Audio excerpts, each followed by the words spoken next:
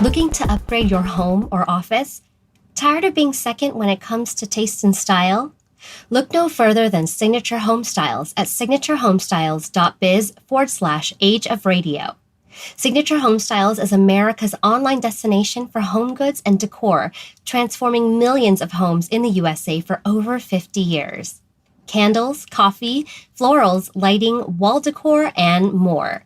Signature Home Styles has thousands of unique products not found anywhere else. Don't forget to check out their famous Sparkle Glass. Sparkle Glass is an eye-catching LED glass cylinder only available at Signature Home Styles. Sparkle Glass can be purchased with seasonal or custom inserts, bringing astonishing brilliance to all rooms for any occasion. Don't settle for second-place home decor. Get the best at Signature Home Styles. Make sure to visit our Age of Radio partner page at signaturehomestyles.biz/age of radio. That's signaturehomestyles.biz/age of radio. Age of Radio. Brendan, Nathan, what's happening, homie? Guess what? You picked another one of my motherfucking movies again. I am so happy that you guys just love me so much that y'all just keep picking these movies. And see, I was doing you a favor. I gave you something good to watch. Yeah, I ain't lying. I saw this in the movie theater. I went to go see A Haunted House, I think like the weekend or second weekend it opened. It was sometime real motherfucking recent. I can't remember exactly no more. It was years ago now. But I remember I went with my cousin Andrew to go see it, and I thought it was gonna suck. Honestly, I was with y'all. I was like, I don't want to watch this. Like, this is gonna suck. But he wanted me to go with him because, you know, he was like, hey man, y'all want to go by myself? So I was like, you know what, cool, I'll go with you. Fuck it, maybe I'll laugh at a joke or two. Maybe something made me laugh. And I ended up liking pretty much the whole damn movie. I was shocked. Maybe it's because I had such low expectations for the movie, but I ended up really liking it so much that I bought the damn Blu-ray when it came out. Never saw the second one though, so I can't really say much about that one. But I heard it wasn't as good. So if you don't like this one, then I imagine you won't really like the second one either though. So but maybe next year that'll be the one I give you. Cause I was like, I told Brendan, I was like, y'all get all these little weird movies. You got your little Quishas and everything. I'm like, I'm gonna give them something black. Give you all black movies, and you just so happen to pick A Haunted House. And the Home Video Hustle thanks you for it. You know what? Actually, you know, fuck it. I like telling stories. I got a story for you. When I wanted to go see this movie with my cousin, this might have been before. No. We did have assigned seats. That's the whole gist of it. We had assigned seats. And we got there early, so we just picked two in the middle because that's usually where he likes to sit at. And the movie had been on for like 10 or 15 minutes, maybe even longer than that. It was probably at least 20 minutes had been going. And these girls came in and they were trying to find seats that, where it was like they can all sit together, like all five of them. And they asked me, they were like, hey, is it cool if you move down so me and my friends can sit together? And I just looked over and I was like, no. I just went in the movie. I'm like, bro, I'm watching the movie. Y'all here making a bunch of fucking noise. Y'all stepping in front of the screen. Like, fuck off. Like, you got your ass in here before this. I was fresh. I was annoyed. So I was like, no, fuck you. And then, since there was like some cute girls and everything, my cousin Andrew was like, oh, maybe we should move down, So I'm like, motherfucker, you can move down. But I was like, but unless they want to sit with me in the middle of two of them, I'm not moving. So they found somewhere else to go sit. And I enjoyed the movie. And if they didn't, I don't give a fuck. Because that's me. There's my story. That's my A Haunted House story. So, Brendan, Nathan, faithful, what were they thinking, listeners? I hope you enjoy A Haunted House. And if you didn't watch the movie, then I hope you enjoy Brendan and Nathan unpacking it for you because I gave it to them to watch. Thank you. Good night. And remember to always hustle, motherfucking hustle. Peace. You know when I pick a movie, that's when I'm under pressure now. The question always comes back to me, what were they thinking now? Whoa, what were they thinking?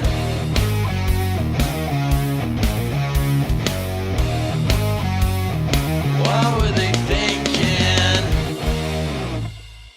Listener's Choice Month rolls on here. Howard Cosell here with the What Were They Thinking podcast. Dude, were you even alive when Cosell was sportscasting? I don't know who you're talking to. This is Howard Cosell. Brendan is not here this week. I will be taking over the hosting duties. Well, that's fantastic. All right, guys, get out of here. What the hell's going on here? Come on, Howard. Let's get a footlong. I'm going to get a footlong and put it in my ass. How did the baseball announcers get in here? They're both dead. I don't know how they got in here. Oh, shit, Nathan. A lot of dead people visit Jason and I on the other podcast. I think I'd left the door open. Yeah. Oh, fuck. I blame Jason, actually. This is What Were They Thinking? Mhm. Where we talk about bad to questionable movies. We've got both. Double whammy this week. I'm Brendan. I'm Nathan. Yes, Nathan is the Keisha to my Marlon Wayans. Dude, come on. Like, seriously, you're just giving the Hey. Godfather fuel at this point. I'm thinking of changing our tagline of this podcast to "Giving the Godfather fuel since 2021," and it'll be funny to like 6 people who remember that reference. Yes, but we are continuing Listener's Choice Month. Last week, of course, we talked about Tron Legacy. Close enough.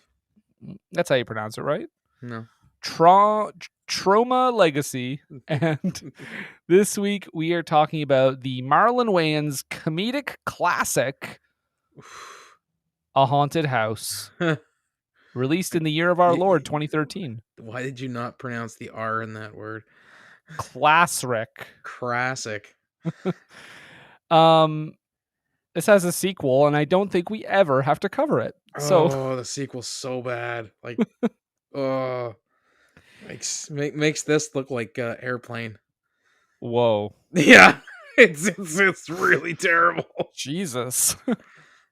Well, Nathan, you might be asking yourself, how the hell did this movie even warrant a sequel? Because we're going to talk about this movie, and I think spoiler alert, you'll find out it's not very good. and you might be wondering, like, well, how did a movie that terrible get a sequel? That's because it cost $2.5 million to make, very low budget, and it made $60 million at the box office. The Blumhouse theory. Yeah, sometimes it could be used for evil. Canon films as well. Mhm. Well, actually, it's funny because this is a VVS film, and a lot of people speculate that VVS is essentially the modern Canon Studios. Very, very sexy, I believe it stands for. Okay. A Haunted House, the plot. Well, it's essentially Paranormal Activity, but spoofified. Right. But legitimately spoofed. Yes, in the sense that they are spoofing one movie. And also tropes and beats from that series, as well as other found footage horror films. Right. And they're sticking mostly to Paranormal Activity, though. Yes. Unlike the nadir of spoof movies with Friedberg Seltzer and those fuckers. Yeah. This isn't just like a bunch of people falling down, although there is a lot of falling down. It's more like it's not a bunch of falling down with people cosplaying as other pop culture identities. Yeah, Jack Sparrow doesn't show up in this. Right, Superman doesn't trip and fall backwards off a building. Neither does Paris Hilton. So yeah, and it doesn't star half the cast of like the 2006 season of Mad TV or something. So yeah, right. That's the other thing too. No, this is A Haunted House, 2013. Marlon Wayans. Marlon Wayans was one of the writers on it. He stars in it, and it's got a bunch of people in it. A bunch of funny people, I will say, are in it, but doesn't always translate. So let's just fucking start this thing, Nathan. Yes. Sooner begun, sooner done. Yep. Pitter patter, let's get at her. Mm-hmm. Don't bore us, get to the chorus. There we go. I got 3 of them down. Yeah. So we start with a little disclaimer on the screen that says this is the last known footage of Malcolm Johnson, and I was actually shocked that there was no joke right off the bat here. Yeah, they actually went with a pretty straightforward copy of Paranormal Activity. Yeah, saying like this is his the last known footage, and here we go, guys. Get ready to laugh. Well, I mean, you get kind of a giggle right out of the gate when you find out the guy who directed his last name is Tiddes. Probably one of the better jokes in the movie. Yeah, that's his real name though. Yeah, well, I mean it's Tiddes, That's but how you say it, Tiddes. sure, Nathan. Well, I mean, unless unless you're putting in some like hand gesture flourish and you really want to draw it out, then you say titties. But it's if you're starting titties, Tiddes, titties. George, how come you never want to see my titties? Oh, Martha, you know very well that they are between your toes at this point. I see them every day when you shuffle on out to get the mail. But George, I save so much money on socks. That very well be. That's very smart of you, Martha. Very, very Britishly resilient. I enjoy how our names are George and Martha, and we're British and not, in the White House. Oh, well, you know what? We are also called George and Martha, but we may also, possibly we may get sued by some Canadian cartoon. Oh dear. Were they Bob and Margaret? Bob and yes, that's those the are one. them. That's the two of them. Yes. Well, anyway, off we go to have sex. Let's get some tea and a scone first. Yes, let's watch Ricky Gervais in The Office. Oh, I would really rather not. I'd much rather watch Richard Ayoade in the IT Crowd. Well, we'll have two TVs next to each other, George. Let's get this done. Come on. That's why this marriage works, Martha. There we go. And scene. Oh. Well, thank you for the visit. I don't know where that came from. Yeah. That whole... They just walked in and started talking on the microphone. Anywho, this movie starts off with Marlon Wayans addressing the camera. We get we see right away that he is the star. Mm-hmm. And he starts talking about how his girlfriend's gonna move in soon, and he's like, "Oh, I'm worried because all the guys are saying you're gonna have like less sex. It's gonna be horrible." I don't think that's exactly how he put it. I think he said, "You're putting your dick in jail." I mean, yeah, but I'm just summarizing here. And he also introduces his Spanish stereotype housekeeper, who he dances with as she shouts, whatever she does, stereotype shit. Mm-hmm. And then the movie starts off real harsh with a dog death joke. #dog murder. Jesus, I was like, this isn't a funny way to start this movie. I don't know. I was laughing pretty hard. Oh no, I did not care for this one bit. Yeah, no, that's pretty funny. I saw that coming even the first time I saw this movie. No, this was fuck this part. Because his dog, he has a dog, and the dog like runs out, and his girlfriend arrives and immediately hits the dog and kills it, and he's like freaking out, running back and forth down the street trying to figure out where the hospital is, and I'm just like, no, I don't care for this. Now, if it had been a person, that would have been hilarious. he tries to like get the jumper cables. Not my thing. Oh, the dog's name was Shiloh. Yeah, and there was another because there was the dogs because he got like in this. I guess he was waiting. Either he was ready for this to happen and had a gravestone just to the side ready to go when his dog dies, or they had one of the fastest memorial stones ever made because they buried the dog. We find out the dog's name is Shiloh, and they have inscribed "All dogs go to heaven" on the tombstone, thus getting 2 dog movie references in. I also don't like. Okay, when someone clearly Marlon Wayans, like based on his reaction, fucking loves his dog, like adores his dog. And as soon as the dog dies, like obviously he's very sad and everything. The next scene, they're just unpacking. Yeah. He's just like, do. I'm so glad you moved in. La la la la la. Like, I don't know. I think if your significant other arrived and the first thing they did was hit your dog and kill them, I'm not saying you would blame them or anything or like hate them forever, but I think it would take more than a couple minutes to get over that. Well, I mean, if that type of like emotional disconnect bothers you, I tell you, you're watching the wrong movie, because this is how a lot of like spoof movies I find work, where it's like people will have like this an overwrought reaction to something, and then the next scene is just like, well, on with their day. But I think maybe it's just because they focused on it for so long, like the event, and then Yeah. just went straight to, but that wasn't a joke made though. It was just like they started the next scene. Like it was like, okay, sure. So I like how when they were unpacking all of her stuff, he stops just short of asking her if the things that she is saving for no reason whatsoever inspire joy. yeah, he's a real critic here. Yeah. Everything she's bringing out, he's like, do you need this? Do you need this? You're I'm a like, hoarder. Meanwhile, he's got 2 Saints Row the Third posters in this house. One is Yeah. framed and the other's just tacked to the wall. Also, dude, you live in a fucking mansion. Like, she's allowed to bring a few extra The things. McMansion, but still. It's huge though. It's like big. it's a nice place. It's a nice place. Yeah. What I'm saying is it's a big place. There's lots of room for stuff. Yeah.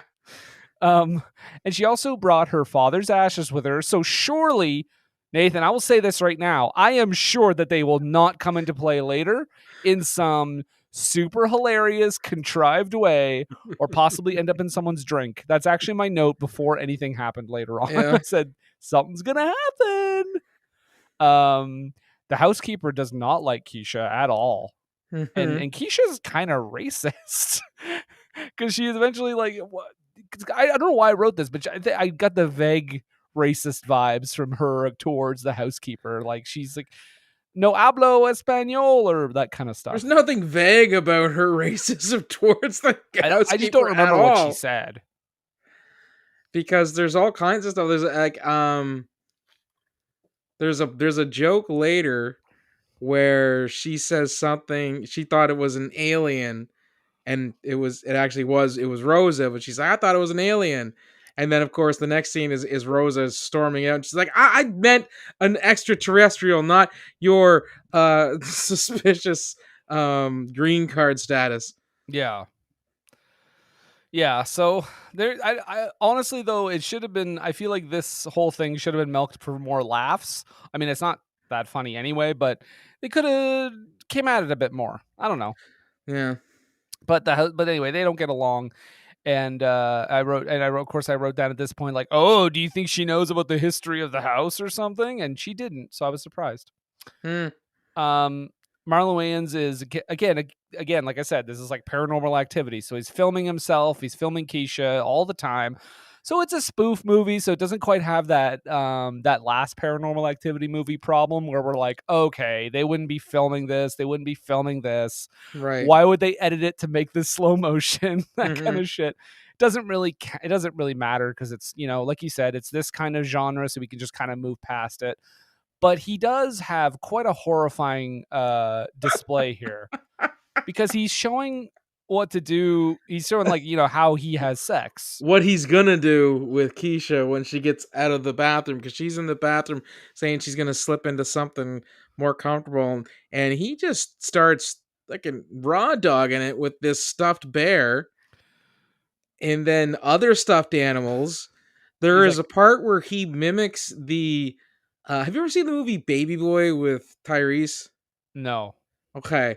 Well, I'll describe this to Tyrese in the movie Baby Boy. Tyrese's mother, the lady who plays his mother, she starts going out with Ving Rhames, his character. I don't remember it has been decades since I've seen this movie, but there was one scene that stuck with me, burned into my memory, and it's where Ving Rhames is humping Tyrese's mom, but she's like wrapped her legs around him, and he is like jumping across the floor the way Marlon Wayans did in this movie with the stuffed was it a stuffed bear or a stuffed dog?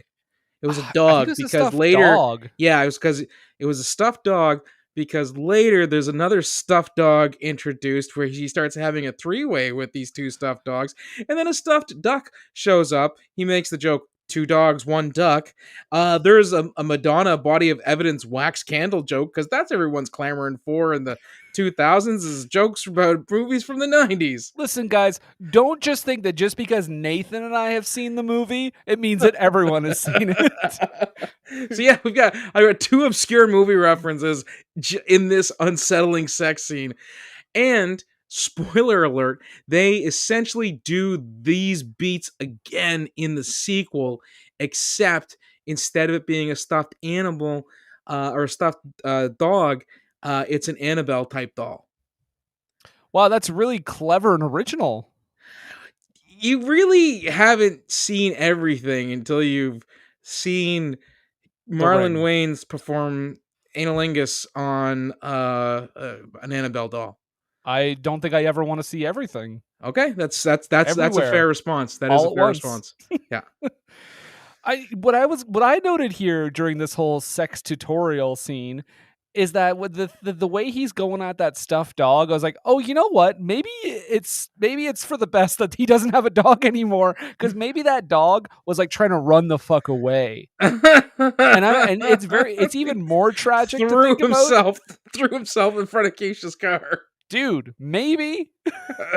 Like he seems very comfortable doing that stuff to stuffed dogs, and then when Keisha's ready, he's like, "Oh, baby, I'll see you later," and like throws it away. And then the joke is that she slipped into something more comfortable. She comes out ready for bed. Yeah, she's got pajama pants on, a t-shirt. She's got her makeup on with the the dots on her face for fixing her complexion, that sort of thing. Yeah, he gets her to pretend she's a homeless person. Now, she goes along with this. I mean, I think there's a fair bit of shared sense of humor, because sure, when she takes the picture, she starts laughing about it, and then even does the "Hey, buddy, you got a quarter" voice and everything, so he can take the picture. So there is some shared stuff that's going along here, so it makes it kind of funny and not something that he's like, "Do it, just do it, so we can take the picture."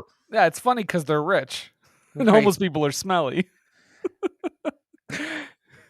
That's the movie, not me. Yeah. Nathan, we got some. I can't laugh. I think I've lost my ability to, even if it's like a somewhat clever setup, I've lost my ability to laugh at any fart jokes anymore after Cheerleader Ninjas. I just can't. I can't do it. They're just not funny to me anymore. I don't know what you're talking about. This is hilarious. This was not hilarious. This was stupid. Possession farts. The blanket is clearing like a foot in the air from the force of the wind she's pushing out. I didn't care. This is dumb. The only fart joke I really, really like is that weird sketch when Hugh Laurie was on SNL and they were the ghost hunters. Okay. And they heard him fart, and then they spend the rest of it like playing back the audio and trying to figure out if it was him. And he's like, no, it's nothing. It was just I coughed. And they're like, no. Let's take a look at the footage again. And you see like the gas escaping his ass and everything. Like, that's funny to me. This is just like, I don't know. This is just lazy. It's just, anyway, she farts a bunch at night, and he says, how can you be so cute and so stank? The next morning, Keisha says things are weird because her keys are on the floor. I think that's actually a pretty funny beat. Because I think because that was like such a dumb thing. Like, my keys are on the floor, and I was like, how come my keys were on the floor? This house is haunted. Yeah, that I kind of giggled at that. But then right after that, she blames the Spanish housekeeper. Yes, of course. And so they got to get some security systems. So enter David Koechner and Officer Doofy. They show up to do some camera installation. And Koechner, again, speaking of racist, because he's like, they come into the house, and Koechner's first thing when Marlon Wayans says he owns it, he's like, come on. Yeah, owns the owner. The owner, come on, I want to speak to the owner. And he's like, no, it's me. He even says at the end of this, towards the end of the scene, as he's leaving with Officer Doofy, he's like, he shoots porn there. There's no way he owns that place. Yeah. But I will say there was one part that made me laugh quite hard, is when Koechner is giving him kind of a sly like side eye, and he's just like, can I say it? Come Well, on. he says that after they have like this little exchange there because they're setting up cameras and he's like, "Yeah, this is a really nice backyard. You could be out back here barbecuing some ribs Fried and some fried chicken. chicken and some collard greens." I'd say watermelon, but that'd be racist. Wouldn't it? Would that And be then racist? yeah, and then Marlon says, "I think the last couple were kind of racist." Then yeah, he goes like, he's like, can I say it? Yeah. Let me say it. I want to say it. Come on, let me say it. And he's like, "Say what?" The N word. Come on. No, Come no, I just want you to install my cameras. Come on, you I'll can let you call me a cracker. You can call me a cracker. As if there's like an That's equivalent. the same trade-off, yeah. Yeah. Yeah, totally. I'm just as offended by the word cracker as a black person should be from the By N word. that, yeah, 100%. Somebody don't isolate that audio, please. But so that part is kind of funny because I think Koechner's delivery is pretty funny. But then they kind of go into like one of the most overused tropes of these comedies is when David Koechner's like, yeah, you got to install a camera because like you don't know if you're gonna find your wife sleeping with this guy and maybe he's gonna show up at a party and maybe it's your gardener and blah blah blah. And it's like, okay, I get it. It's funny that he has this meltdown. You get he's unstable. And he's just his still hasn't got over his wife cheating on him and leaving him.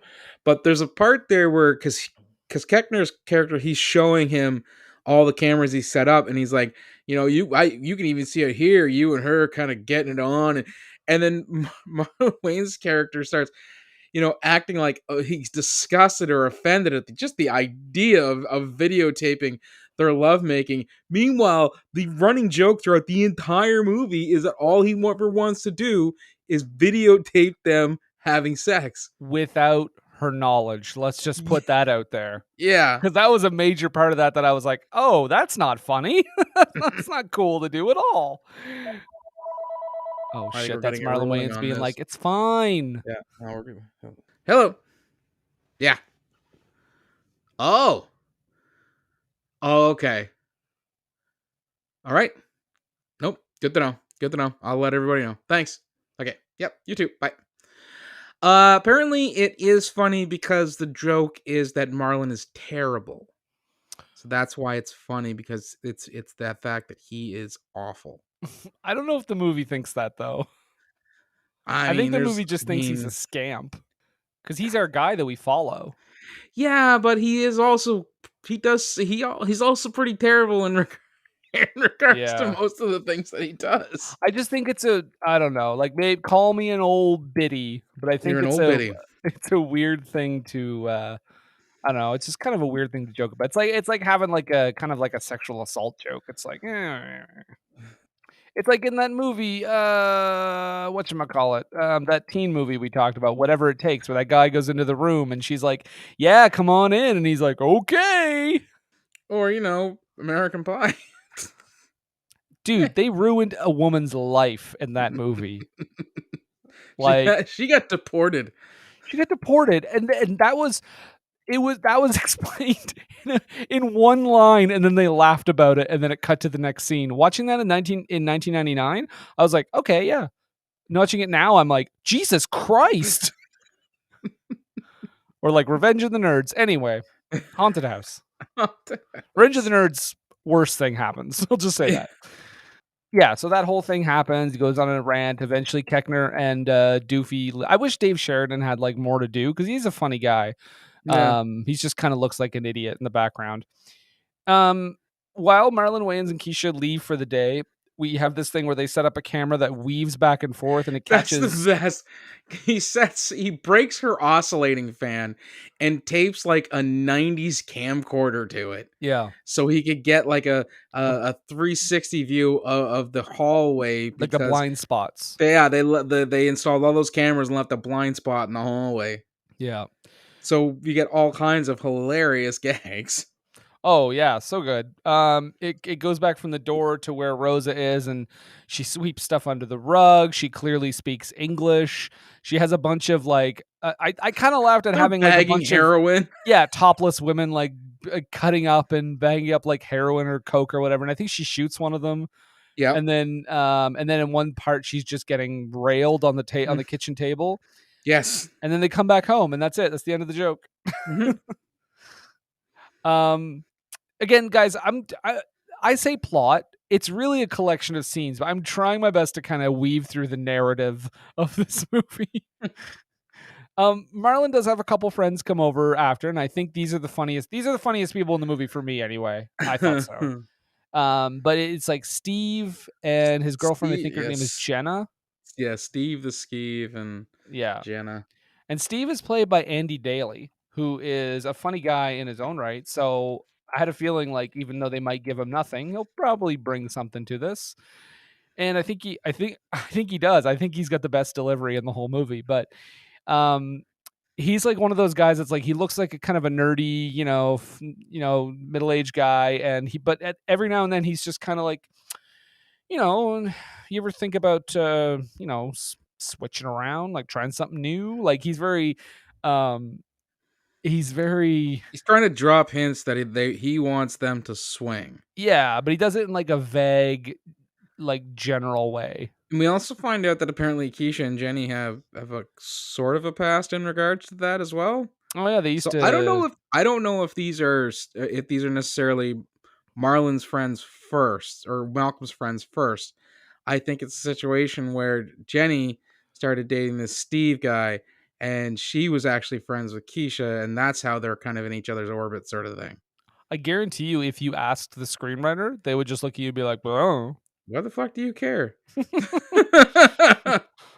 But yeah, so Steve is like, yeah, he's just low key suggesting that they swing, and then it is again. I laugh here because every time Marlon is like, "No, I wouldn't do that," and he's like, "Oh no, me neither." But I'm just saying, some people would. I mean, so you're definitely not interested? No, okay, yeah, me neither. That'd be weird.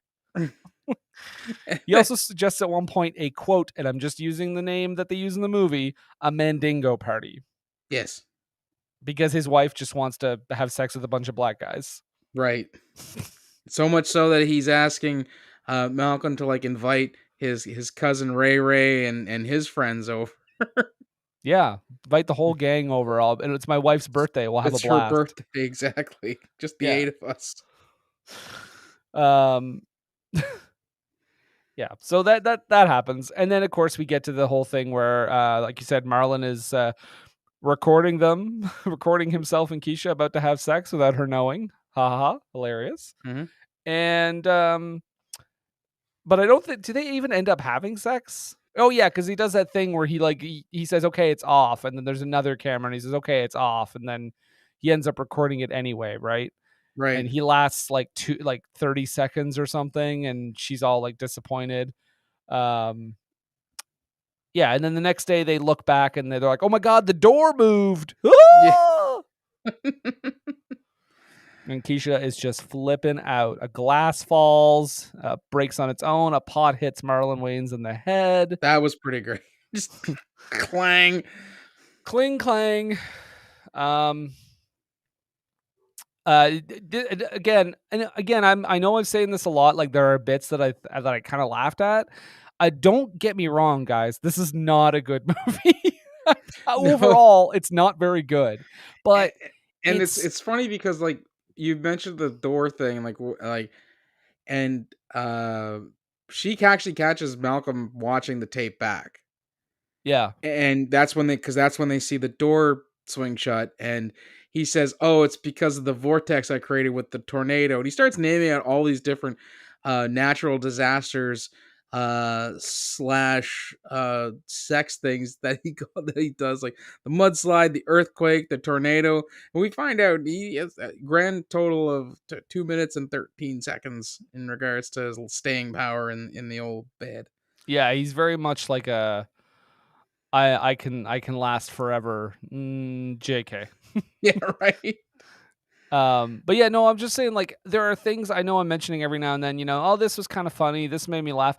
Because this is not a good movie, but it is at least better than the other two parody movies we watched. Mm-hmm. Like, it's certainly better than Cheerleader Ninjas. Yeah. And it's certainly better than the other one we watched. Soul Plane? Soul Plane, yes. Way better oh my god. Plane. Would you put Postal in this in a spoof movie as well? I mean, Postal does feel like a collection of scenes. Yeah. Also, this is way better than Postal. Dude, most things are better than Postal. Yeah, except for Human Centipede too. Haunting of Sharon Tate, and I think there was something else for me. Oh, Cheerleader Ninjas. Cheerleader Oh, Ninjas. that's still the worst one for me. Okay, so this is and the reason I said the thing about the jokes being funny is there's another joke here that makes me laugh, in that Marlon Wayans, when he sees the blankets move, he immediately gets up and he's like, "Fuck this," and packs everything into a moving van and drives away. Like, it just makes me think of that Eddie Murphy joke where he talks about like a guy. He's like, you can't put a black guy in a horror movie because as soon as he walks in, stay, baby. yeah, and the house is like, leave this place. Like, we can't stay. Yeah. So that's what it made me think of. But of course, he does try to like explain it away at first, because on the second night when this all happens, he's like, it's the house settling. It was the wind. And that's when he sees the blanket move, and then he, hires himself a move your shit truck. yeah, Not a U-Haul, but a move your shit truck. Oh, I didn't even catch that. Yeah. But of course it's a spoof, so he's back like 10 minutes later. He can't sell that house in this market. Which, by the way, I was like, fuck you, movie. Apparently the market was bad when this movie was made. You can sell that thing in a heartbeat today. You poor soul. You can't sell your fucking beautiful house. So because they can't sell a place in this market, they hire a psychic. Do they ever? Played by Nick Swardson. And Nathan, were they making gay jokes in this scene? I couldn't tell. It was subtle. I mean, you really had to read the nuance of the scene to get the undercurrent. Very masterfully done. I'm kidding. It's just tired joke after tired joke, but yeah, Nick Swardson kind of has that delivery usually anyway, where he kind of has it's a little wispy, a little lispy anyway, and he kind of has like that high pitch, like a little bit. So yeah, I get why they did it, but I'm just like, oh, okay, because the whole thing is like Nick Swardson being like, "Ooh, are you sure you're not gay, Marlon Wayans? Maybe you should explore your sexuality. Have you ever had a gay experience?" And he starts talking about the movie Ghost, and he's like, when he was just working that pottery, and he's like, moving his hands up and down like he's obviously, blowing somebody. It's real. I mean, it's subtle. It's just tired. You know what I mean? Like it's just a tired thing. It's not even that I'm like, oh my God, I'm so offended, but I'm just like, I'm just bored with it. Like, do something different. The joke does get pretty old pretty quick, but they continue to beat that dead horse well until the end of the movie. Yeah, and I mean, I will give Nick Swardson credit. He is trying to make it work. Like it's nothing against him as a funny guy, because he is a funny guy. He's good in a lot of stuff. He ends up trying to get Malcolm to join his 5-man wrestling league where they meet on Monday nights and they wrestle each other. Yeah. I did find there was an off-putting scene where it went dark for a second, and he seemingly was about to rape Marlon Wayans when the lights came back on. Well, just giving him a purple nurple. Oh, I'm talking about when he had his dick in his back. Oh, was that? I thought that was later, isn't it? Oh, sorry, that was another scene. But I mean, there were two scenes here where he's like, yeah. Of course, Nick Swardson doesn't like Keisha because she's a girl. Ew, girls. Right. Yeah. You get it? Because he's gay. Because all gay people hate girls and just want to be with their husbands. Watch out, ladies. Nick Swardson's coming to your town. It's at this point that Keisha is like, I made a deal with the devil for a pair of really nice shoes. And he's like, oh, the demon is only coming for you. But I actually thought, I was like, oh, is that what we're going with? But they just dropped that. Well, no, because the idea in this is not that the house is haunted; it's that Keisha is haunted. She's haunted, yeah, just like Paranormal Activity, right? It's the same idea.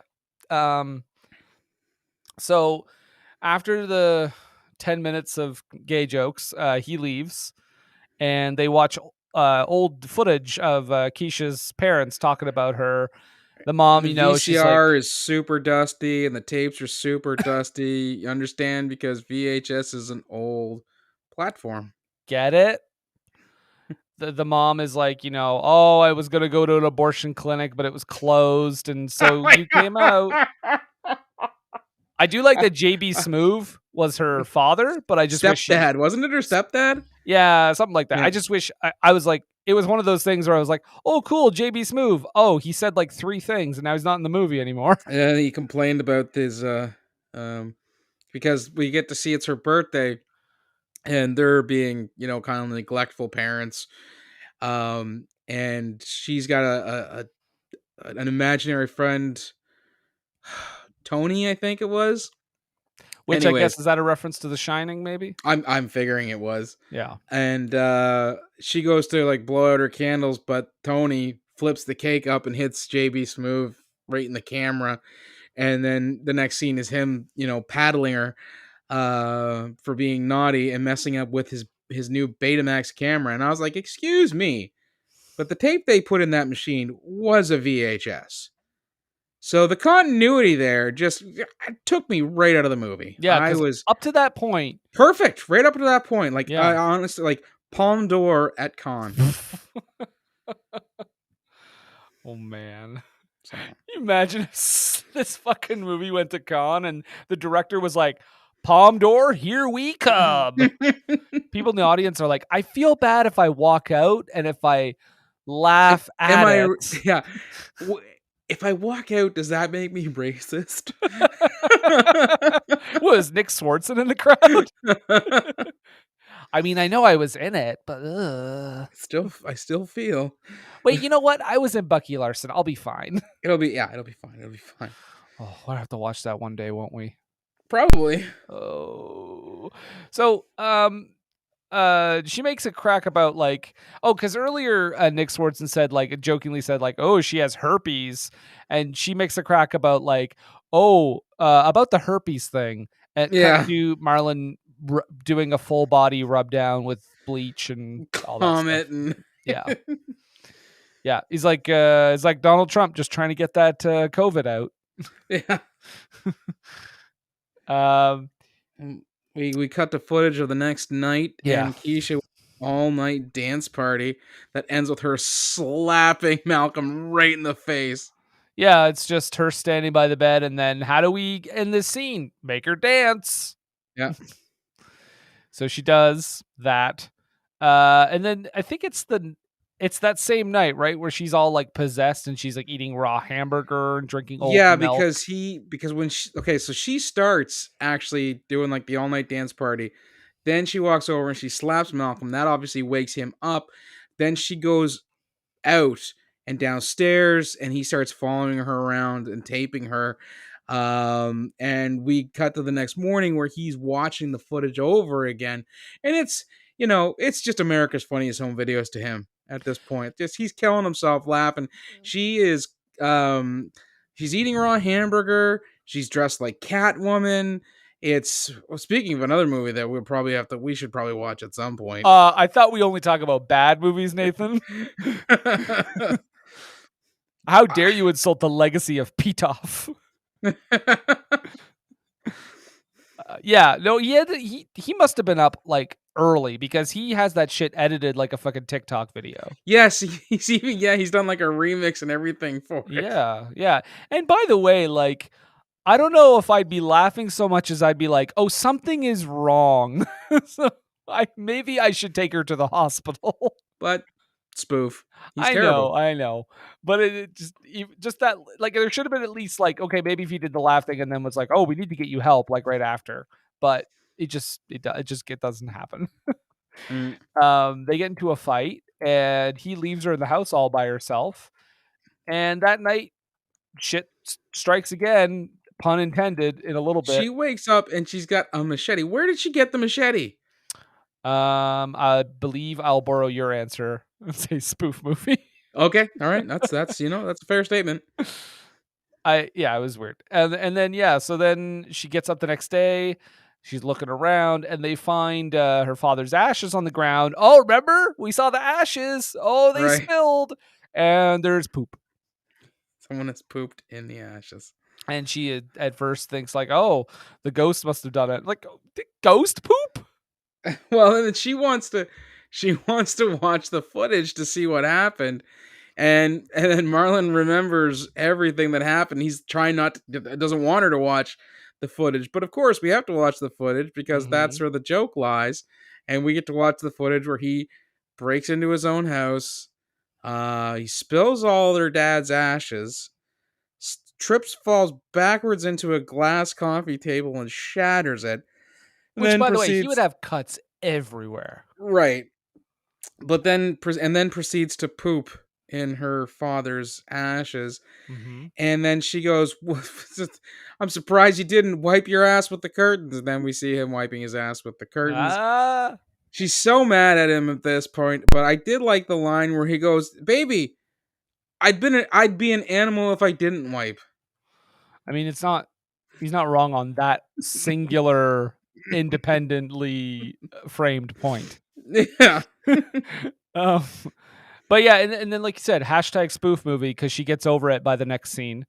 Yep. And then the next night, I feel like this is how we would describe the plot if we were talking about the actual Paranormal Activity movie, because this is what it is. There's a few day shots where people are getting psychics or they're installing new things, but the good portion of the film is the stuff that happens at night. From what I remember, I actually do like the first one.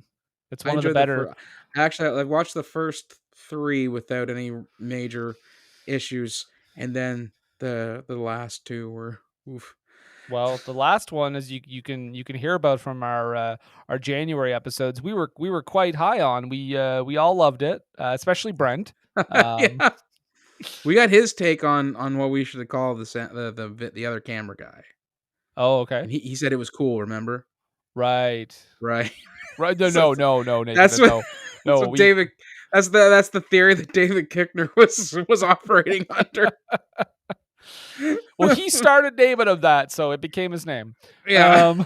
Guys, just for anyone who hasn't listened to that episode, we didn't say the N-word, okay? So let's throw that out there right now. Marlon Wayans' next plan is to throw a bunch of baby powder down in case the ghost, we'll see footprints or whatever. This is so funny too, because they get footprints and stuff, and they go investigating, and Marlon Wayans says, "What are we doing? This is some white people shit." It is. And Patty was watching this with me, and she was like, "I don't think so." And I was like, "Patty, name me one horror movie where white people didn't go, I think I'll check behind this door rather than get out of this obviously haunted house." And she was like, nothing. She had nothing. Exactly. Because it does not exist. Well, because if they don't do that, you don't have a movie, right? True. But you would think in the history of there would at least be one. Like, I mean, I can feel like Insidious could have just started with them moving. Because the house was haunted, and then they find out the kid's haunted. And you can't really just leave your kid behind. You got to try to help them. But I get the feeling he's older than 6, older than Carol Ann was in Poltergeist, because Eddie Murphy was like, she was only 6. They couldn't have been too attached to her. I do feel like, though, that those movies, I've kind of accepted the fact sometimes that we're just focusing on a bunch of white people that don't know better. Right. In this movie. I'll just go with that, because otherwise I don't know how to feel sympathy for them. It's like when what's that? Is it Ethan Hawke in that horror movie? What the hell is it called? It's not Insidious, but it's like something similar. Sinister, where he's constantly finding more. I'm like, dude, stop investigating. I liked the sequel better. I only saw the first one. I didn't really like it that much, but it was just so long. Yeah.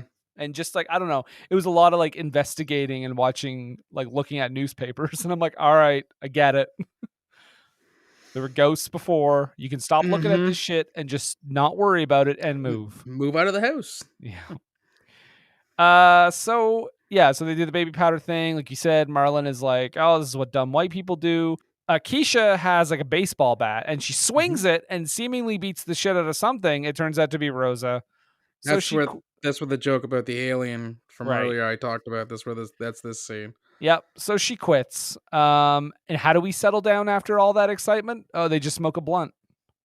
Well, as you do. Unfortunately, whatever's in the house is also getting high. So it's kind of it kind of reminded me a little bit of the first Scary Movie, but I think in Scary Movie it was funnier when the killer was like getting high with Marlon Wayans and his guys. Mm-hmm. And he was like, you know, I'm gonna slash and gash and cut a hole in your ass, and he like kills everyone with his rap. And then Marlon Wayans is like, that was the illest shit I ever seen. Oh, can we watch Scary Movie? As long as you promise to stop at number 2. Oh, see, I don't really like 2, and I like 3 and 4 more, I think. Ugh. Yeah. Oh, come on. Mhm. At least give the part credit where Leslie Nielsen pees with his finger. Says to the aliens, finally, something we have in common. So yeah, they get super high with the ghost. She does a demon. demonic shotgun, which is pretty inspired. Oh yeah. Yeah, the ghost like blows the smoke in her. Yeah. Yeah. So after that, the swinger couple comes over again with a Ouija board. And apparently the ghost can't spell. Yes. And they just laugh at it. Ghost. Ghost. It's a very sensitive ghost. Yeah. 'Cause That's pretty much all that scene is. I think there's some more references to like them trying to swing some more. So I think there's a line where Keisha goes, you know, why are we trying so hard? Meaning, you know, why are you trying so hard to figure out the stuff about the ghosts and stuff? But Jenny, that was her name. yeah. Yeah, she goes, normally we don't have to chase this hard. Yeah. He's like, no, I'm talking about the ghost. They're like, oh, right. Yeah. So the next morning, Keisha is elated. She's having a great morning. She's like, oh, the sex was great last night. And he's like, baby, we didn't have sex. Uh-oh, she fucked a ghost. No, she got ghost raped. She If got the ghost dude from Revenge of the Nerds, she got ghost raped. She got no. She's yeah. I mean, it's that 60s James Bond rape though, where like they're like, no, see, she liked it eventually, so it's fine. I mean, Goldfinger, he throws her down in a fucking barn. She's clearly not willing to do this, and then about 2 minutes in, she's like, oh, but this is so hot though. And the movie's like, see, guys, as long as they like it eventually. It's like, I don't know, 1963. I don't know. Apparently, Keisha had sex like for like 2 hours with the ghost, which doesn't sound pleasant. Well, I mean, they had to throw that in there so that Marlon Wayans can go, that definitely wasn't me.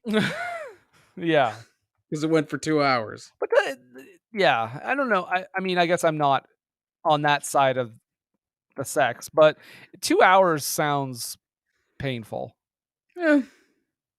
Oh, it depends on what you're doing for the 2 hours. I mean, I guess if you're straight boning for 2 hours, that would be probably painful. But I mean, if you're pretty doing raw. other various things, I guess so. Yeah. So yeah, he's annoyed about that, and I'm like, dude, she clearly got assaulted. Why are you upset? Like, it's not like she was like, oh, ghosty, until later, of course. Yeah. Marlon's buddies who come over, or his cousins, and again, if you want to talk stereotypes, holy shit. We get Ray, and then a bunch of other characters. I don't think they're ever named, or if they are, it's very quick. No, they're just his. I believe they're just his crew. Yeah, they're getting mad, which is funny because like Marlon is playing a character that's, I would say, like upper middle class, and these guys are like, we're in your crew, and I'm like, I don't know if I buy this. Does somebody say the term "sexy ass baked potato"? Possibly. I noted that line, but I don't remember what it was from. It was probably just another throwaway gag. I know they kept pronouncing homie hummy. Like the guy from Queens of the Stone Age? Is that his name? Josh Hummy. Oh. Well, they kept saying like, come on, hummy. And I was like, why do they keep saying it like that? Oh, could just be the accent. Yeah, but I was just trying to figure out what they were actually. I was like, oh, I think he's saying homie. Yeah. I was surprised that they white, Nathan. They stopped short of having Ray say a ghost when they reveal that Keisha was getting down with the ghost. Yeah, those guys are tough as fuck until they start seeing things moving around the house. Then every single one of them gets out of there quickly. Yep. Right. And Nathan, we saw Keisha get assaulted by a ghost, so goddamn, wouldn't it be hilarious if we got to see Marlon Wayans get raped by a ghost? I believe Keisha said the term was he got altar boyed. Yeah. So, and she says, she wants to post the stuff to the internet, and she's like, "Baby, you're gonna be bigger than Charlie bit my finger." No, they accidentally do that. Oh, right, they do, don't they? Yeah, Yes, it's 'cause an accidental uploading, isn't Because it? apparently when you open a video, the button Upload. next to close is upload. By the way, I've seen this so many times in movies, and I'm just like, that is the stupidest logic thing ever. Like, you don't just open a video in your fucking Windows media player or whatever you use, and right next to it says upload. Yeah. Even if it did, it would ask you where you want to upload it to, so you go, no. Yeah. Or you Cancel. would definitely have time to cancel it. Exactly. Yeah, because if not, he has the most blisteringly fast internet for what, 2013? 13. Okay. So filmed in 2012, Yeah. possibly 2011. My internet was not that fast in 2012. No, God, no. So yeah, he uploads a video of him getting raped by a ghost. Hilarious. I do kind of like the next scene where they're just kind of done with all this shit and they're like sitting in the kitchen and he's like drinking like a tea or something and it goes flinging Actually, across the before room. that, they start duking it out. Like they start arguing before this scene because they that's when they realize that they gotta do like a united front on this, because there's a line. This one I know where this one came from, because Keisha says to Malcolm, "I know there are Super Bowl ads that last longer than you do." Yeah. And his response to that was, people wait all year for those Super Bowl ads. And then they're like, we got to put up a united front. So this is where they do the passive aggressive. We're just going to ignore the ghost. Yeah, so I mean, it does make for a couple of kind of funny parts, like his tea goes flying across the room, and he just kind of casually like, "Can you give me a tea at Starbucks?" Like stuff like that, or like, yeah, or like food falls on the ground. She's like, "Oh, I'm gonna go get lunch. Do you want anything?" Yeah, that kind of thing. Yeah, which is kind of funny, and then is quickly followed by the opposite of that, where she's like fighting a ghost while Marlon listens to music, and it's like, okay, she's just getting like flung around. She's like, "Oh, I kicked you in your ghost balls," and it's like, yeah, great, whatever. And then she gets real fucked up. She gets possessed. She starts jerking. Exorcist reference here. She starts masturbating with a cross. Right, and Keisha, honey, wouldn't you rather use this? And he just holds out like a rainbow beam. Yeah, he just has like a dildo ready to go. Yeah. She's like cleaning a lot using the vacuum cleaner. She walks their dead dog. I guess she dug him up and is just walking him around. When she's cleaning with the vacuum, Malcolm's on the phone trying to explain she's not right. She's cleaning. Keisha doesn't clean. Yeah. And I was like, okay, what's this? Must be a good joke to cap this off here. But it's all for like a lame, oh, she's on the rag joke. Yeah. Like, really? That's the best you could come up with for that punchline? Come on. I mean, what kind of cerebral comedy were you expecting from this movie? No, but I'm just critiquing the movie we got here. Okay. I'm just saying that she's on the rag joke is like, I don't know, just such a cliched way to finish that. It's a little 80s. Yeah, it's just, I'm not saying it's like offensive, which I guess it kind of is, but also I'm just saying it's like lazy. Like as in most of the comedy in this movie is.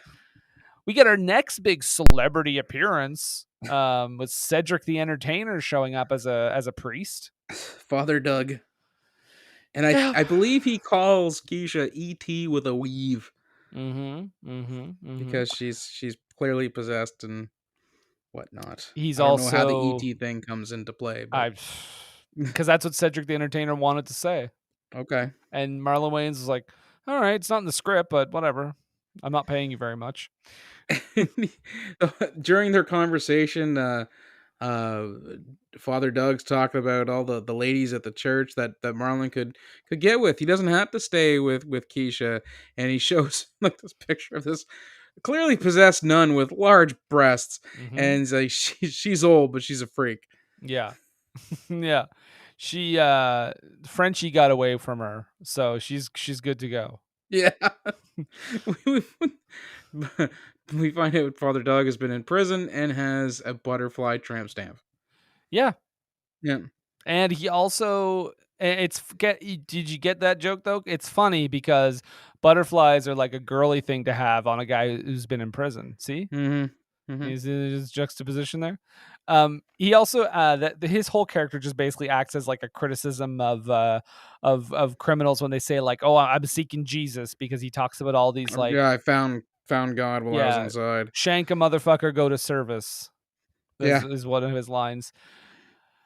He goes in there with Keisha. She says, connect the cuts, and he plays tic-tac-toe on her arm. It's Yeah. great. Hilarious. So funny. She shows him a weird painting and screams, so he sprays Primatine mist. Yeah. Or something. Banaka, maybe. man, breath spray to kind of make her breath smell better. Because get it? Yeah. She's dead. She's possessed, so her breath is gross. Mm-hmm. And then we got to bring back everyone. So like the ghost guys show back up, and Nick And that's it's Swardson. funny because the security guys come back but they're not back in their role as the security installers. They're back in their role as their side hustle is a YouTube ghost guys ghost hunting channel. Right. I forgot to mention that aspect of these nuanced characters. Right. Well, you know what? That's what I'm here for. I mean, this one doesn't slide off the brain as easily as Tron did. No, because there's a lot less of it. Let's just be And frank you about know, that. it's more. There's definitely more to make you go, ah. Yeah, like that whole Not a scene, whole lot of that going on in Tron. like all the teddy bear fucking. Right. So Chip shows up. Okay, out of all the dumb, like tired gay jokes, there was one that kind of made me laugh where Nick Swardson shows up and he's a psychic, right? And he immediately says like, "Oh, Yeah, because Malcolm, they there's didn't call something- him. Yeah, there's something different about. I can tell something's changed for you because it's after the ghost had He's sex with been him, and he's like, raped "You've done by the something for the first time, haven't you?" That whole thing. So he also puts Marlon, and then he puts Marlon in bondage gear. Ha ha! Get it? Because he's gay. Because Marlon said he'd do anything to help Keisha, and Nick Swardson's like, anything? Yeah. Cut to him in like full BDSM gear with 'Cause- the zipper lips and everything. And he's like, what is this gonna help us with? Nothing. I just really wanted to see how far you'd go to help her. Because that's just a thing that all gay people do is bondage. It's Yeah. hilarious. Speaking of bonding, Doug, Father Doug and David Koechner bond over their love of Samuel L. Jackson. and cocaine. Specifically, Snakes on a Plane. And cocaine. And cocaine, yes. Did you think it was funny that they quoted Snakes on a Plane being that David Koechner was in Snakes on a Plane? Yeah, actually, I didn't put it together at that time. He's the pilot. He is. I was like, wait a second. I was hoping for a joke. I was hoping for a joke where David Koechner would be like, that was a movie? Or something to like acknowledge the fact that he was in it, but I guess maybe he forgot. He wasn't in it very much, I guess. But actually would have been a pretty funny little bit, actually. Right? Yeah, something for the fans, for the Snakes in a Plane fans. So yeah, their whole thing here is that they're trying to exorcise the demon out of Keisha. Like you said, they're talking about, because Father Doug does his speech, but he does the Sam Jackson speech from Pulp Fiction. And that's how we get on their love of which apparently isn't even a real Bible passage. No, but Sam Jackson made it sound so fucking awesome. Yeah. That Quentin Tarantino was like, keep it. She eventually gets out of her restraints though, because they're arguing, and Chip is they're trying to get her to come out, the demon to come out, but of course Nick Swardson goes up to Marlon Wayans and he's like, come out. Yeah, he wants him to come out of the closet because so he can wants fuck him to be him. gay. Yeah, because exactly. we can be gay together. Get it? Yeah. Speaking of random fucking hookups, oh my god, they run past the Mendango party. It's happening next to the door in the garage. Yeah. Steve the Ski thinks that that Malcolm is just taking him up on the offer. He's like, "Oh, you showed up. All right. Well, Ray Ray's just finishing up." and Jenny's just sitting there. Cheers. She's got her. It's my birthday. Mm-hmm. Yeah. Yeah, so there's that little sight gag. Then there's like lots of looking for Keisha and screaming and yelling and gay jokes and dumb shit. They shoot Rosa. They shoot Rosa. Rosa Yeah. dies. Yeah.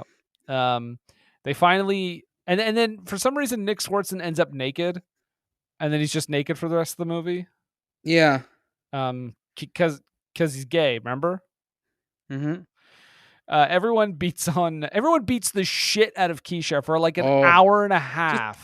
Beat her mercilessly. It's just like, where's this leading to? It just keeps going and going and going and going, and then weirdly, that's like the end of that scene. I was like, Mhm. wait, so I know there's more coming, but it's like they essentially like, so they cured her by beating the shit out of her. Yeah.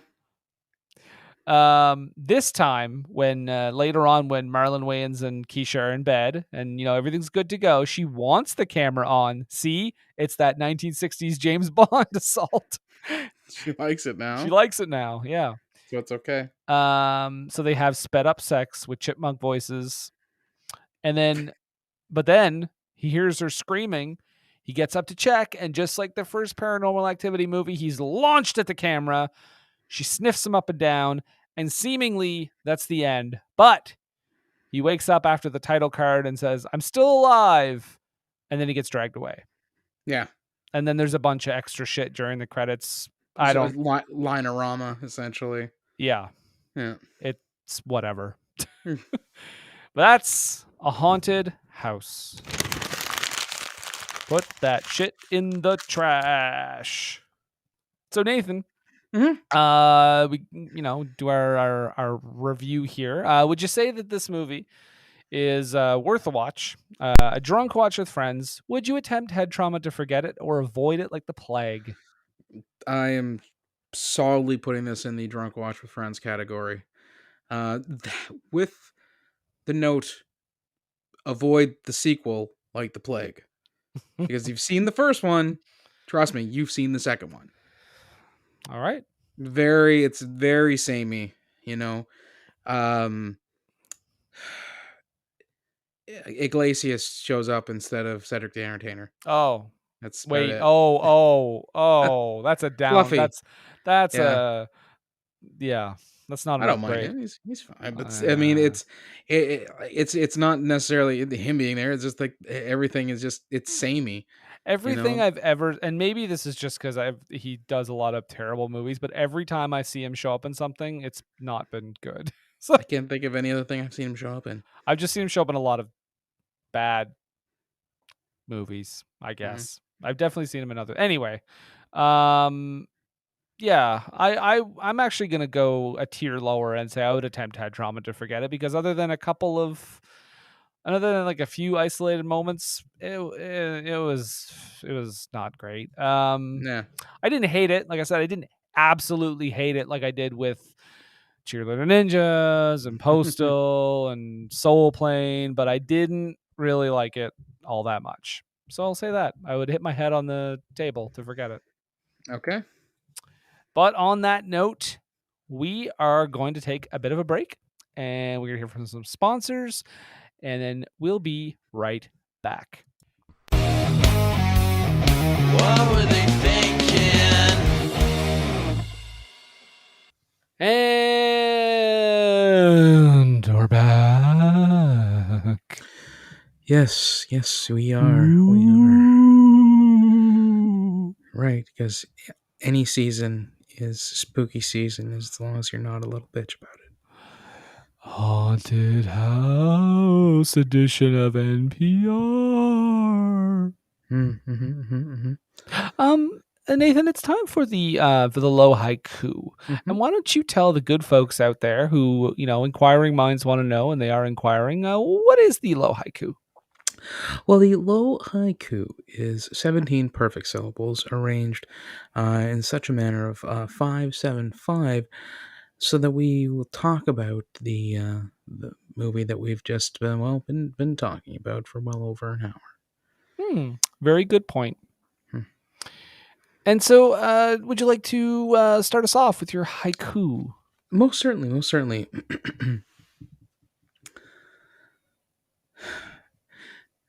This is a spoof film. More than Scary Movie 4. Fuck Seltzer Friedberg. Thank you, thank you, thank you. Thank Well played, well played. And I appreciate the shout out at the end because they suck. So bad. So bad. Mhm. Okay, I'm going to give you my haiku that I wrote several months ago. Spoofing one movie, not as much falling down jokes, still tired as hell. An apt appraisal. Thank Very you. good, very good. I just want to see a great spoof movie one of these days. Oh, no, ow. Oh no. You Is it should your have hip? you should have engaged NPR bot to get us out of there. It hurts him, it doesn't hurt us. And Oh, I'm sorry. Sorry, guys. I was too late. it's not your fault, NPR bot. We have to give you the voice command. I'm going to go watch a haunted house too now. No, I don't NPR recommend bot! that. Nope. Oh, damn it. He is just all about absorbing pain. He loves it. He loves it. Mhm. Speaking of absorbing pain, Nathan, we have a thing. We talk about this movie on this program, but Mhm. what do we always tell our listeners? Well, we like to tell our listeners. Don't take a word for us.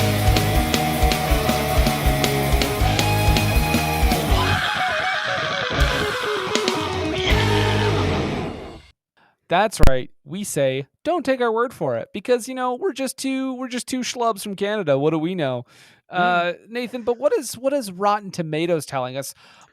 How many of the critics enjoyed A Haunted House? Well, unsurprisingly, the critics really didn't much care for this, as they don't care for a lot of spoof films. But I mean, at this point, they may have been they've been pounded to death because of all the Seltzer Freeberg movies that yeah.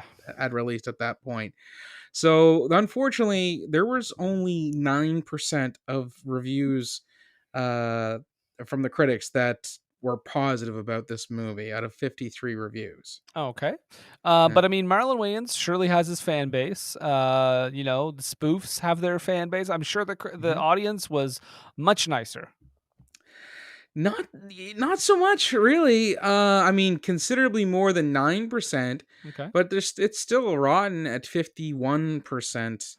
Out of 50,000 plus ratings, and I really figured that, given the amount of you know middle class white kids with unbroken in hats with stickers still on them Oh shit. still being around, that this movie would have had like a ton of people who loved it. But I mean, I suppose 25,000 plus out of 50,000 is, I guess that would make up their demographic. Mhm. If you did like this movie, Okay. you may like Immortals, Mhm. the that 3D Sword and Sandals movie. I don't know how that ties into this. I mean, it's pretty much the same thing. Yeah. Texas Chainsaw. That version. No, don't know. I don't think I've ever seen it. Yeah. Tusk. Not gonna lie, kind of like that movie. The Reunion, starring John Cena and I think Jamie Kennedy. Ethan Embry Ethan Embry. I knew it was one of those. and Amy Smart. Right. It's- And in all fairness, I didn't find it that bad of a movie. It was one of the first times where I kind of had to give John Cena some props for having some comedic timing. And now, like, we be silly at saying he doesn't have good comedic timing because he's fucking great. Exactly. And finally, you might also like Paranormal Activity 4. Not the first one though. No, not the Sure. first one. Because 4. wait, I get it. If you like this one, you might like the crappy one. Right. Exactly. Yeah. Okay. All right. So, well, let's dive let's in. get in. Yeah, let's get into this. Well, I'll start us off with Donald Clark of the Irish Times. Now, keep in mind this is a negative review. What? Fiddle-dee-dee potatoes. Donald says, "Hick, worse films starring Robert De Niro have been released this year. And it's going to get a lot worse. Hello, boys, it's me again. Oh no, It's Mother Superior. it's been a while. It sure has. Oh, I've had a crazy vacation. How have you boys been? We've been pretty good. Just watching a lot of bad movies. Are you the reason Milos had that like groin cast on for a while? A Mother Superior doesn't kiss and tell. Okay. But I just wanted to make sure that none of you are disparaging the word of God, as I usually check in and make sure. Everybody. Just the word of Marlon Wayans. Okay. Milos has softened me a bit. I am no longer as cantankerous as I used to be. But oh, what the heck! Get back here! No, get away!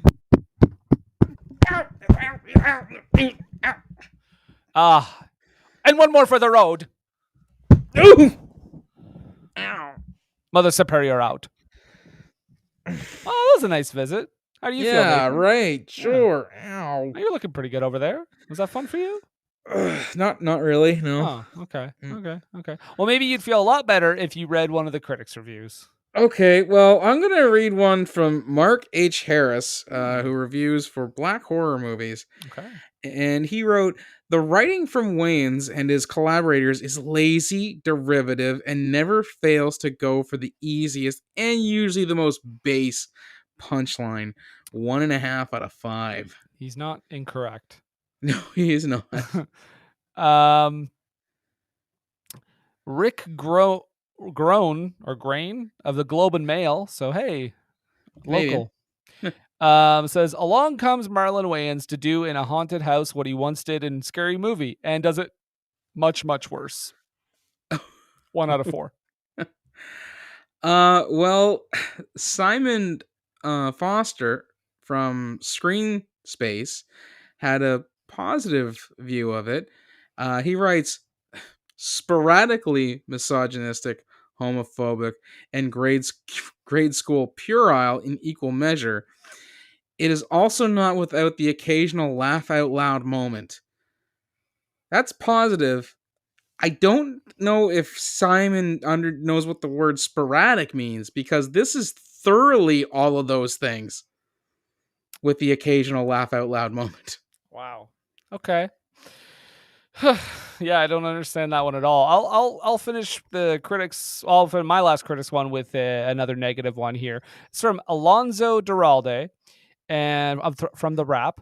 And Alonzo says, "Disrespect is the name of the game for this flat by the numbers paranormal activity spoof, which suggests that letting your girlfriend move in with you is pretty much tantamount to opening the gates of hell."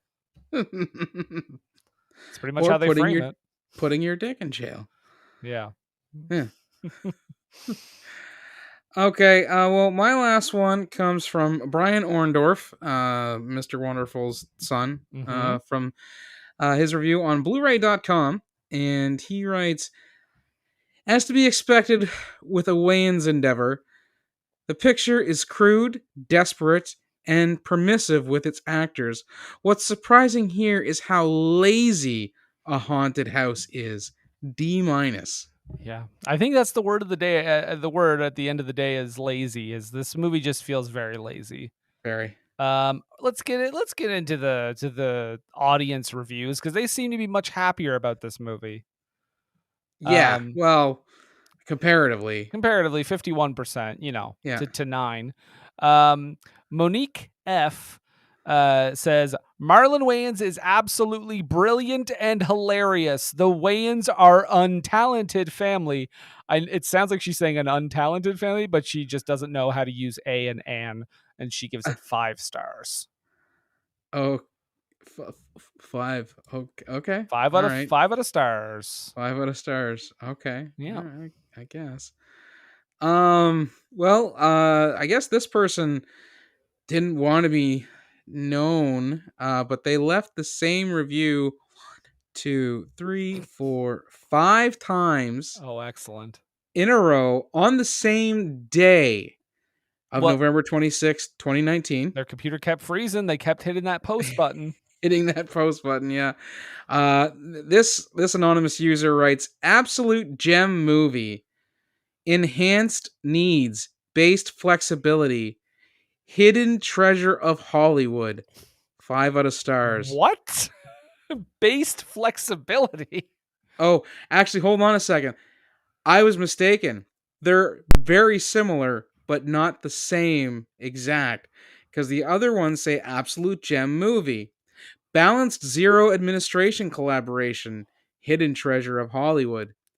Another one says absolute gem movie. Extended third generation hierarchy. Hidden treasure of Hollywood. Did an algorithm post these? Absolute gem movie. Optimized non-volatile adapter. Hidden treasure of Hollywood. And then finally, hit absolute gem of a movie. Frontline, bottom line, paradigm, hidden treasure of Hollywood. That last one was almost like a rap. But Hold all on. of them, 5 Hold out on. of stars. Who is letting Algae Rhythm log into Rotten Tomatoes? Just writing these. Fuck. That was a wild ride. Okay. Ethan G says, I don't understand why everyone in the comments is such a Karen. The jokes in this film are supposed to be offensive. My friends and I find this movie very comedic. 5 stars. And if you're wondering, Ethan G is a very white person. Okay. Well, my next one comes from Christopher K. I can only assume it's Chris Christopherson. And from Blade Trinity and Blade. Just those movies. Just those movies. And he writes, greatest movie of all time. Big props to the actors. 5 out of stars. Wow. Chris Christopherson, big fan. Okay. Matthew H says, funny, but funny can't cover whole movie. And he spells whole HOLE. 2 out of stars. I have one here from Christopher D. I can only assume it's Christopher Daniels, the Fallen Angel. And he writes, Cedric the Entertainer was hilarious in this. Good horror movie, spoof overall. 3 out of stars. Oh, Christopher Daniels, come on. I have to read this one because it's infuriating. Okay. Kevin M gives this... Kevin McAllister from Home Alone. Oh, you're going to hate him. We're going to hate him. Gives this 5 out of stars and says, thank God for Marlon Wayans, the true successor to Mel Brooks. What? Fuck you, Kevin. How? That is some How? bullshit right there. That is a bunch of bullshit. Oh my God. Well, I have one from Justin D. I can only assume that's Dustin Diamond's brother, younger Justin, brother, yeah. Justin. Yeah. Giant Diamond, yeah. And he writes, this movie was a huge disappointment. I thought this would be funnier than it was. 1.5 out of stars. Would his character on Saved by the Bell be like Whisper? Possibly. All right, I've got one more here from Elise S. And Elise gives it 5 out of stars and simply says, I think what we're all thinking, it looks like it's good. Haven't seen it, but looks like it's good. Looks What like do they it's give good. it out of stars? 5 stars. 5 stars. Looks like it's good. Yeah. Okay, well, my last one's real brief. It's from Matthew M, and I can only assume that's Matthew McConaughey. Mm-hmm. It's not Matt Modine. He's mad at us for talking about Cutthroat Island. Right. Matthew McConaughey writes, when they try to scare you in this movie, you will laugh out loud. 0.5 out of stars. What? Did he think that this was supposed to be like a legitimate, like, scary movie? Also, he says, when they try to scary you in this movie, you will laugh out loud. Dude, if I walk down that hallway, do not wait around that corner and try to scary me. Well, you know what? No promises, because I do love scarying people. Don't give me the scaries. This movie had some good scaries. It's like a kid reviewing a horror movie. Yeah. Oh man. All right. Well, there we go. That's what the people are saying about a haunted. I'm gonna do that again because I'm yawning. All right. Well, there we go. That is what the people are saying about a haunted house. Hmm. But Nathan, we also watch things that we like more than the movie A Haunted House. Considerably. Considerably more. Usually. Generally, yeah, or at least more enjoyable than a haunted Mhm. house. So, it's this point of the show, it's the dance sensation that's sweeping the nation, as you like to say. Yeah. It's the what you watching, bud. And as Nathan dances to the what you watching, bud, I gotta ask him, piece of media you enjoying there lately, pal? What you watching, bud? Well, on the day of this recording, the new Kids in the Hall show dropped on Prime, and I could not stop watching. I watched the entire season. I had a great time with it. My only real nitpick in regards to it is that it's all it's all it's all shot like almost like brain candy, like live action, there's no in studio stuff like they did with the original series, Okay. where there was like, there were sketches that they did that were filmed, and then there were sketches that they did that they performed in front of a studio audience in a in like on like a sound stage somewhere in Toronto. It's all filmed sketches. But that's my only real nitpick with it. Other than that, I enjoyed it. They reference brain candy in it. In fact, they make some fun jokes at its expense. Dawn and Marv from Brain Candy actually show up as characters throughout the season. What And about Cancer Boy? Does he show up? he does not, but there are other tried and true loved Kids in the Hall characters that show up. Some of them without like kind of missing a beat in regards to their character, who they are as people. Mm-hmm. Other ones get called out a bit more, like Bruce McCullough pretending to be Gavin, and he is considerably too old to be playing that character. Yeah, it's on Prime now. If you have it, check it out, as well as the original Kids in the Hall series and their little offshoot they did a few years back called Death Comes to Town. So I mean, if you're needing a Kids in the Hall fix, Amazon's going to be your place to go. Awesome. Yeah, and I've been hearing only good things about it. So I'm excited about that it wasn't like a kind of return and kind of disappointment. So that's good to hear. They're very self-effacing in the fact that this thing has come back 30 years That since they're all like 60 now. Yeah. yeah. Yeah.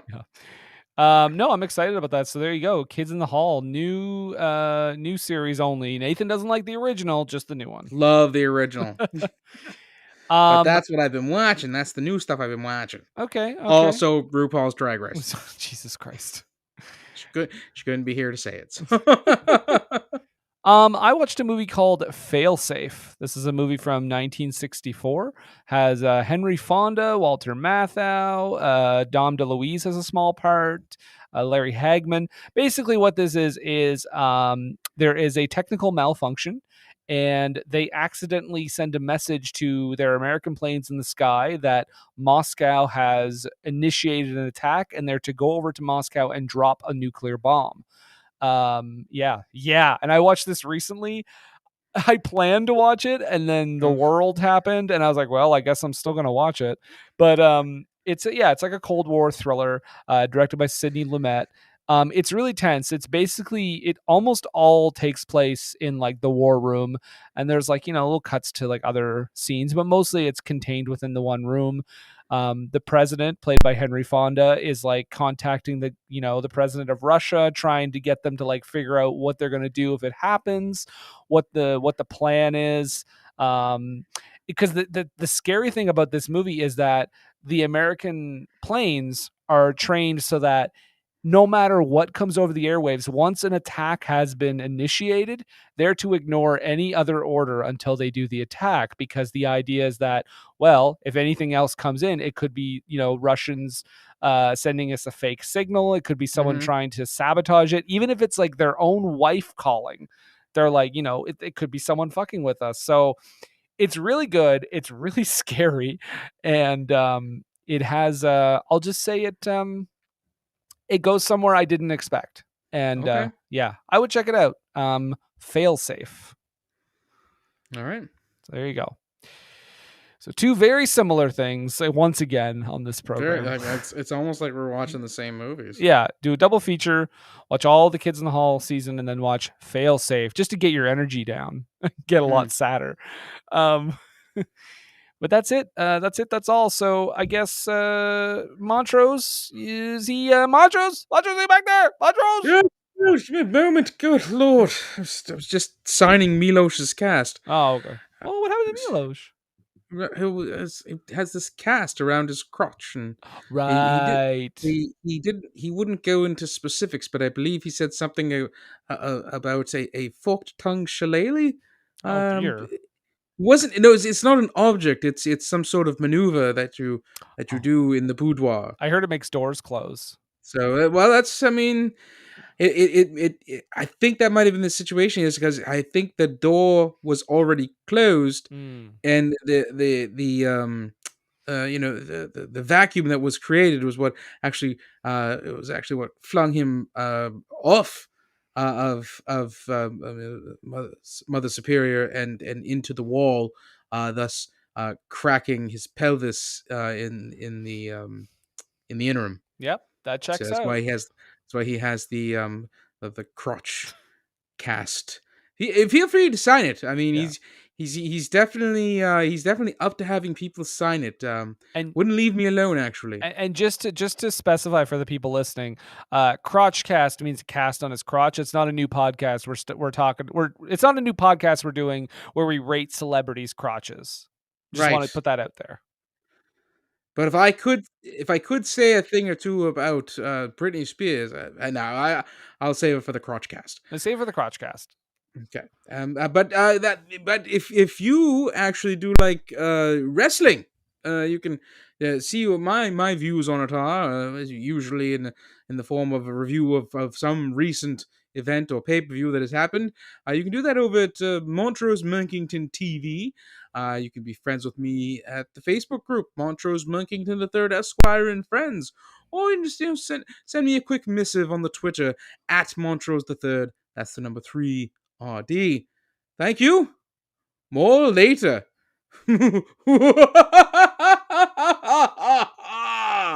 Yeah. Thank you, Montrose. You're welcome.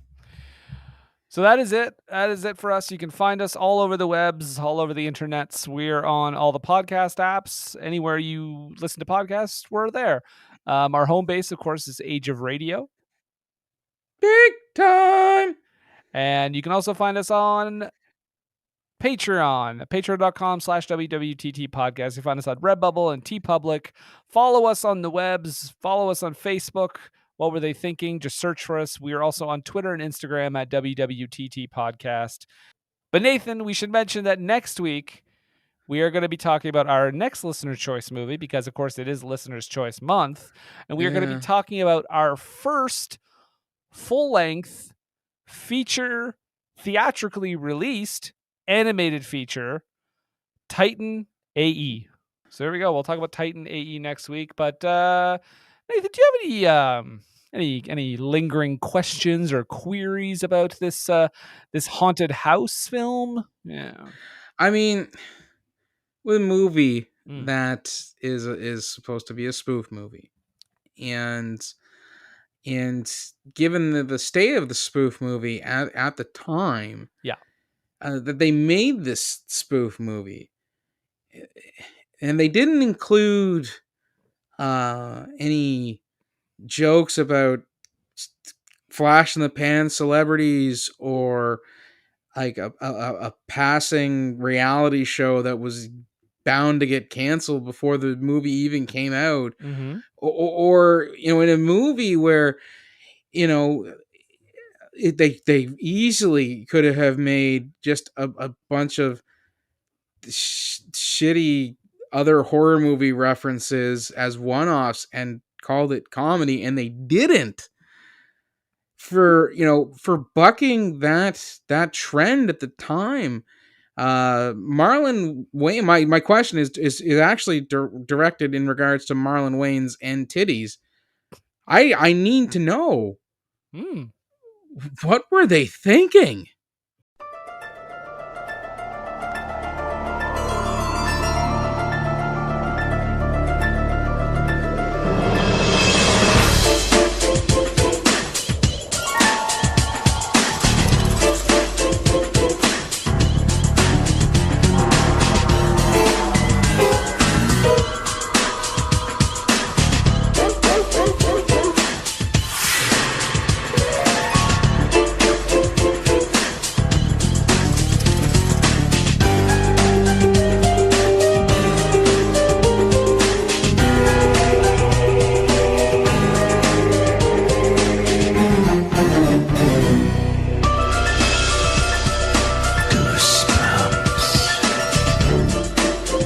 Viewer beware, you're in for a scare.